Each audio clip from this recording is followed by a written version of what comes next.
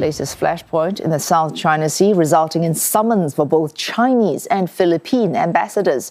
The scuffle near the Second Thomas Shoal also casting a shadow over the ASEAN meeting in Manila. But bloc chair the Philippines is towing the diplomatic line, emphasizing continued cooperation as a strategic necessity.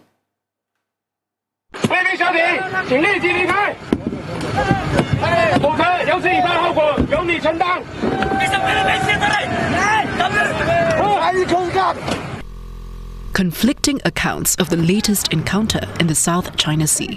Beijing says Philippine personnel rammed into a Chinese patrol boat in what it deems malicious attacks.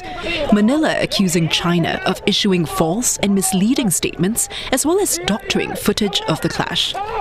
The Philippine Armed Forces insists Beijing's crew aggressively struck a Filipino sailor, causing injuries and damage to his smaller vessel. The encounter has drawn condemnation from the US. Washington is urging China to cease its, I quote, destabilizing conduct, while reaffirming support for Manila. Australia also criticizing Beijing for what it calls destabilizing and dangerous conduct. The violence at sea occurred a little over a week since the Philippines commemorated the 10th anniversary of the landmark South China Sea arbitral ruling in its favor. And this week, Manila is hosting top ASEAN and allied diplomats for the annual Foreign Ministers meeting, including US Secretary of State Marco Rubio and Chinese Foreign Minister Wang Yi. Our CNA senior correspondent Leong joins us live from Metro Manila. Waikit, ASEAN looking for substantial progress on the code of conduct in the South China Sea by the end of this year, and you've got this clash happening just as foreign ministers meet. How is this incident shaping discussions at this meeting?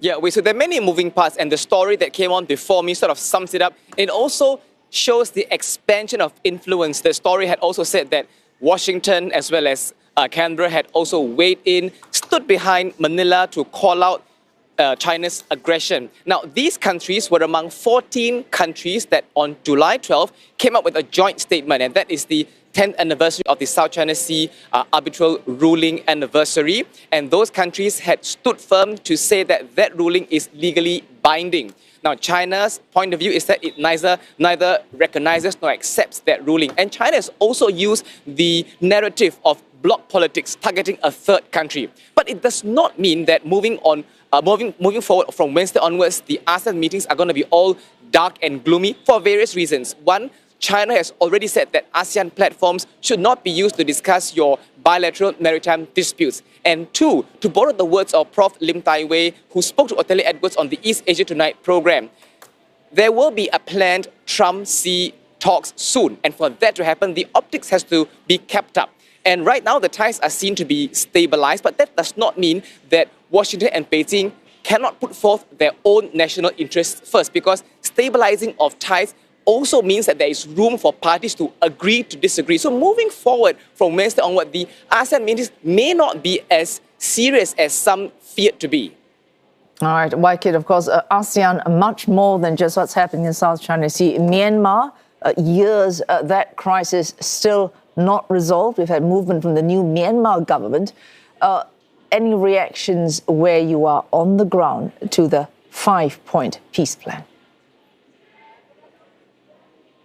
Yes, there was a press briefing given by Secretary Lazaro, and she confirmed that the 5-point consensus is still valid. And I say this because recently the Myanmar parliament, which was formed after the staggered elections, they had passed a motion to officially reject the 5-point consensus, saying that they do not now reflect the situation on the ground.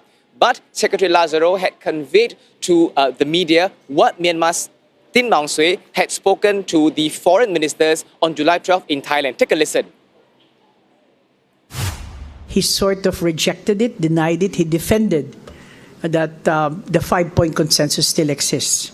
So that whatever resolution that was passed in Parliament then is practically negated.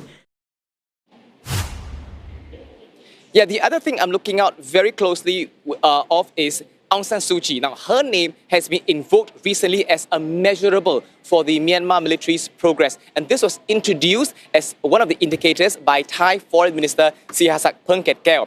Now, interestingly, I've heard the Thai and English version as well as a Q&A version. But Mr. Sihasak had never once used the word release and Aung San Suu Kyi in the same sentence. In both Thai and English, he had described developments to be positive and that can be measured against the Myanmar military. He has never used the word release, like I said.